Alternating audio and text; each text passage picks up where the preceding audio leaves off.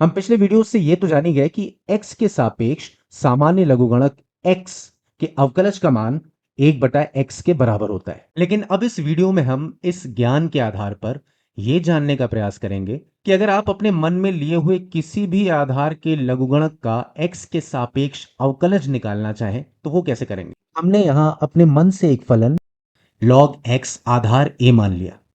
अब हमें इसके अवकलज या डेरिवेटिव का मान पता करना है। ठीक है। अच्छा, हमने पहले क्या पढ़ा है? हमने पहले पढ़ा है कि अगर हमारे पास मान लीजिए log b आधार a है तो इसका आधार बदलकर इसे हम किस रूप में लिख सकते हैं?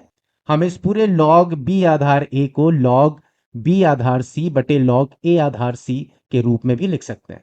हमने यह भी पढ़ा है कि यह सूत्र कितना उपयोगी है, खासकर तब जब हम कैलकुलेटर का इस्तेमाल कर रहे हो। जैसे अगर आप अपने कैलकुलेटर में 100 टाइप करके लॉग का बटन दबाते हैं तो आपको उत्तर के रूप में स्क्रीन पर 2 दिखेगा, क्योंकि जब भी आप कैलकुलेटर को 100 का लघुगणक निकालने का कमांड देते हैं, आदेश देते हैं, तो ये अपने आप आधार के रूप में 10 मान लेता है और 10 को ही आधार मानकर आपके द्वारा दी गई किसी भी संख्या का वो लघुगणक निकालता है। यानी स्वाभाविक रूप से कैलकुलेटर के लिए log 100 का मतलब होता है log 100 आधार 10। इसके अलावा कैलकुलेटर में सामान्य लघुगणक निकालने के लिए भी एक बटन होता है जिसे हम ln के रूप में जानते हैं, यानी नेचुरल लॉग, और इसमें आधार के रूप में e होता है, जो कि हम पिछले वीडियो में भी देख चुके हैं। तो इसका मतलब यह हुआ कि सामान्य लघुगणक x यानी ln x का मान होता है log x आधार e, क्योंकि सामान्य लघुगणक के बटन में आधार के रूप में e ही छुपा रहता है। तो हमें ln x को अगर कैलकुलेटर की भाषा में लिखना हो तो हम क्या लिखेंगे? log x आधार e। इन दोनों ही बटनों से आप किसी भी मनमाने आधार वाले लघुगणक का मान निकाल सकते हैं। आप कुछ भी आधार के रूप में मान लें, इन दोनों में से कोई भी एक बटन का इस्तेमाल करके आप उसका मान निकाल सकते हैं। जैसे अगर log 8 आधार 3 का कैलकुलेटर से मान निकालने को कहा जाए तो आप इसका मान log 8 आधार 10 बटे log 3 आधार 10 के रूप में भी कैलकुलेटर के माध्यम से निकाल सकते हैं, या आप चाहें तो इसे ln 8 बटे ln 3 के रूप में भी कैलकुलेटर से निकाल सकते हैं। दोनों का उत्तर एक ही होगा।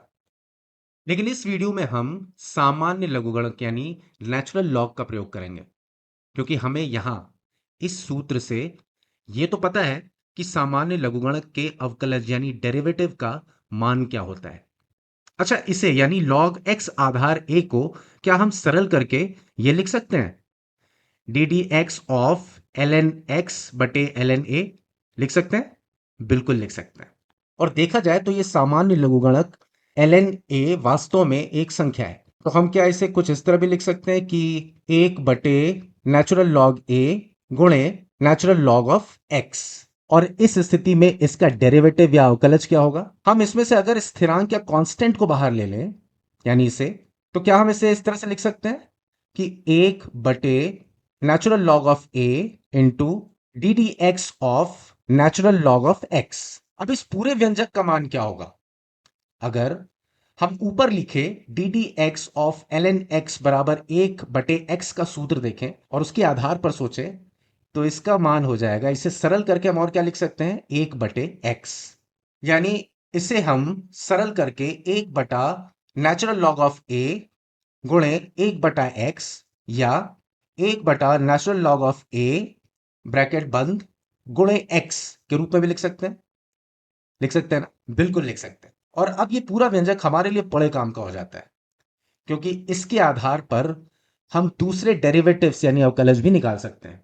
तो अगर मैं आपसे कहूं कि f ऑफ x बराबर log x आधार 7, तो इसका अर्थ यह हुआ कि f प्राइम x बराबर 1 बटे नेचुरल लॉग 7 इंटू x।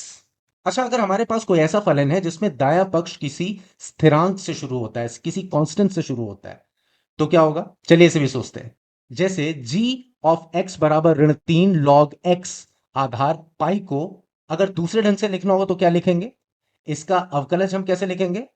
इसे लिखेंगे g प्राइम x बराबर ऋण 3 बटे natural log of pi into x. उम्मीद है कि ये पूरा कॉन्सेप्ट अब आपको अच्छे से समझ में आ रहा हो।